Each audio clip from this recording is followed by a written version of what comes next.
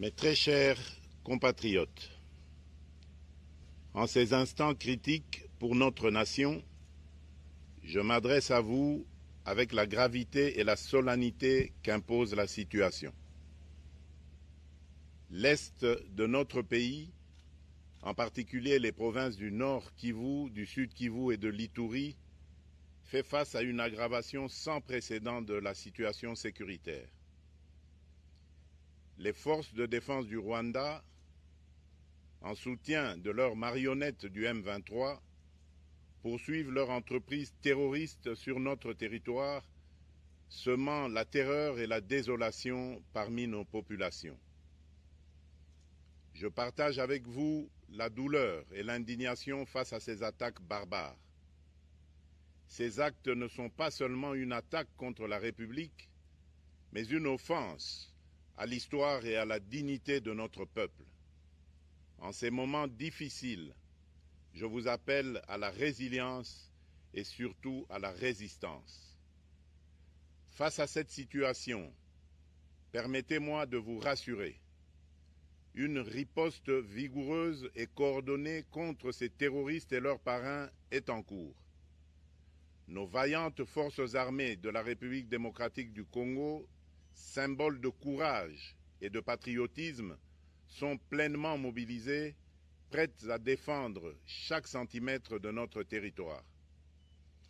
J'ai personnellement convoqué et présidé des réunions de crise avec une équipe restreinte du gouvernement, le haut commandement militaire ainsi qu'une réunion interinstitutionnelle afin d'évaluer les récents développements de la situation et de lever les options pour repousser les agresseurs et reconquérir chaque parcelle de notre territoire. À cet effet, j'ai nommé ce 28 janvier le général-major Évariste Somo Kakule au poste de gouverneur militaire du Nord Kivu pour renforcer la coordination des opérations militaires et restaurer l'autorité de l'État.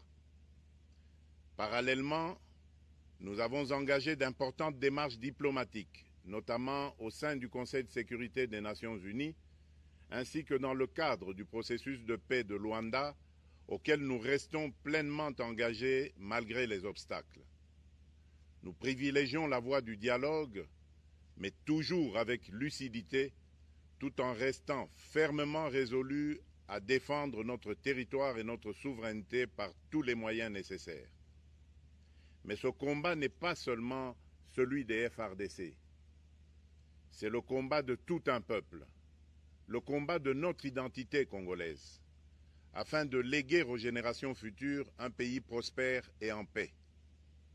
À tous nos compatriotes, dans chaque province, chaque ville, chaque territoire et chaque village, ainsi que ceux de la diaspora, sans distinction d'appartenance ethnique ou politique, unissons nos efforts.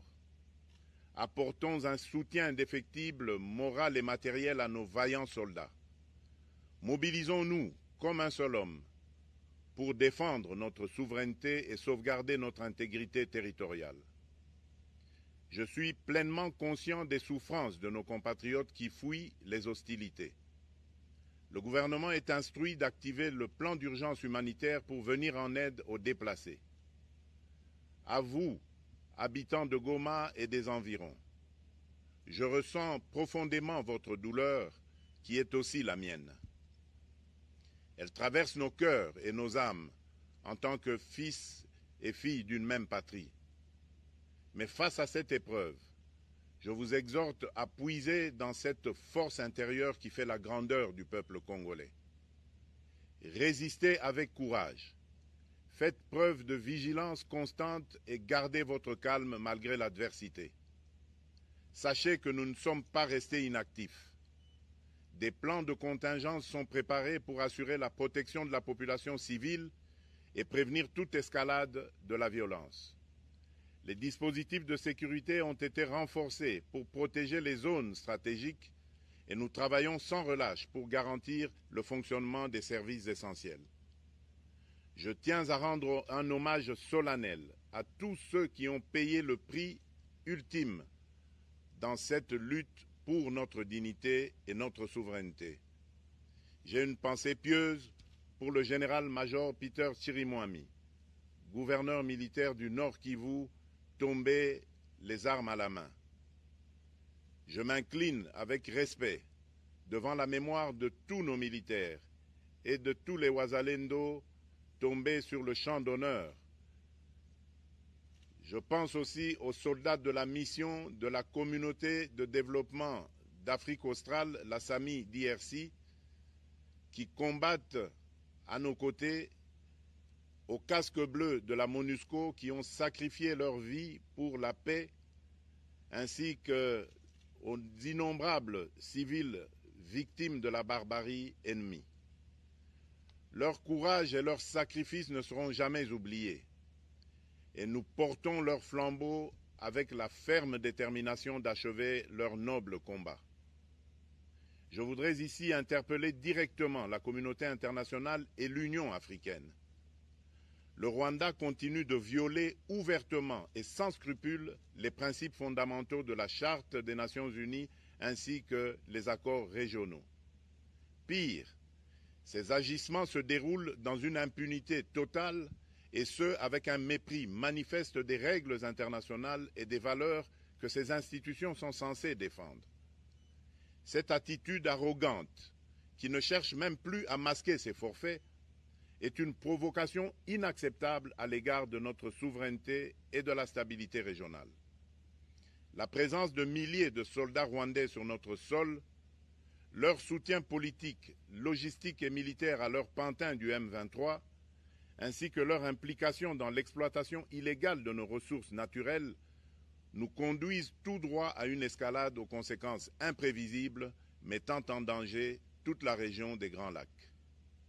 Votre silence et votre inaction face à la barbarie du régime de Kigali et aux atrocités perpétrées par ces supplétifs sur notre territoire constituent un affront non seulement à la République démocratique du Congo, mais également aux valeurs universelles de justice et de paix. Le peuple congolais prend acte de cette passivité qui frôle la complicité. Soyez sûrs d'une chose, la République démocratique du Congo ne se laissera pas humilier ni écraser. Nous nous battrons et nous triompherons. Congolaises et Congolais, l'heure est certainement grave, mais notre détermination est encore plus inébranlable. Ce moment critique nous offre l'opportunité de montrer au monde ce qui fait notre force, c'est-à-dire notre unité sans laquelle tous nos efforts seraient vains. Je vous appelle à être vigilants, mais à ne pas céder à la haine, aux divisions ou à la violence. Je condamne avec la plus grande fermeté les actes de vandalisme et de pillage qui ont visé certaines missions diplomatiques accréditées en République démocratique du Congo, ainsi que des intérêts privés dans la ville de Kinshasa. Ces comportements irresponsables dénaturent l'expression saine de notre colère face à l'agression barbare nous imposée et jettent une ombre sur les manifestations pacifiques de soutien à nos vaillantes forces armées qui luttent avec courage et abnégation pour défendre notre souveraineté. Notre engagement doit rester ferme et discipliné. Nous gagnerons cette guerre par notre unité, notre courage et notre sens de responsabilité, et non par la violence aveugle et par l'anarchie. Cette victoire ne sera possible que si chaque Congolais, où qu'il soit, prend toute la mesure du combat qui est le nôtre. J'appelle donc la nation entière, hommes et femmes, jeunes et vieux, acteurs politiques, opérateurs économiques, membres de la société civile, confessions religieuses, artistes et sportifs à se mobiliser, à faire bloc derrière nos vaillantes forces armées et à contribuer chacun à son niveau à l'effort de guerre. J'ai instruit le gouvernement de mettre en place des mesures rigoureuses de réduction du train de vie des institutions et de leurs animateurs afin que les ressources ainsi économisées soient directement réorientées vers le soutien à nos forces armées. Dans cet effort national, j'en appelle également à la responsabilité du secteur privé, qui est invité à contribuer activement à cette cause commune. Nos soldats se battent avec héroïsme pour la défense de notre intégrité territoriale et de notre souveraineté. Ils ont besoin de notre soutien total, qu'il soit moral, matériel ou logistique. À la jeunesse congolaise, pilier et espoir de notre nation, je vous exhorte à répondre massivement à l'appel de la patrie. Le moment est venu de vous lever, de mettre votre énergie et votre créativité au service de la nation. Nous devons renforcer nos rangs et chaque jeune Congolais prêt à défendre son pays a une place au sein de nos forces armées. Enrôlez-vous massivement dans l'armée. Vous êtes le fer de lance de notre projet et votre mobilisation est déterminante pour la victoire finale. Aux braves populations du Nord Kivu, du Sud Kivu et de l'Ituri, vous êtes le symbole de la résilience congolaise, une source d'inspiration pour toute la nation. Vous n'êtes pas seuls dans cette épreuve. La République tout entière se tient à vos côtés, unis dans l'espoir et la lutte. Ensemble, nous ferons face et surmonterons cette épreuve. À nos vaillantes forces armées et aux vaillants patriotes Ouazalendo, véritables sentinelles de la souveraineté nationale, je rends un hommage appuyé et vous exprime au nom de toute la République notre reconnaissance infinie et notre fierté inébranlable. Votre bravoure, votre discipline et votre engagement sans faille inspirent et mobilisent tout un peuple déterminé à défendre son territoire. Sachez-le, la République ne vous abandonnera jamais. Votre combat est le nôtre et vos sacrifices ne seront jamais oubliés. Vous incarnez l'honneur de la nation congolaise. À tous mes compatriotes d'ici et de la diaspora, la République démocratique du Congo ne pliera pas. La République démocratique du Congo ne reculera pas. Je ne vous abandonnerai jamais. J'en fais ici le serment. Le soleil n'a pas cessé de briller sur notre patrie.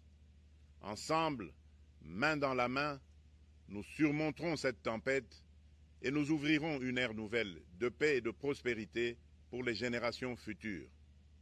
Que Dieu bénisse la République démocratique du Congo et son peuple. Je vous remercie.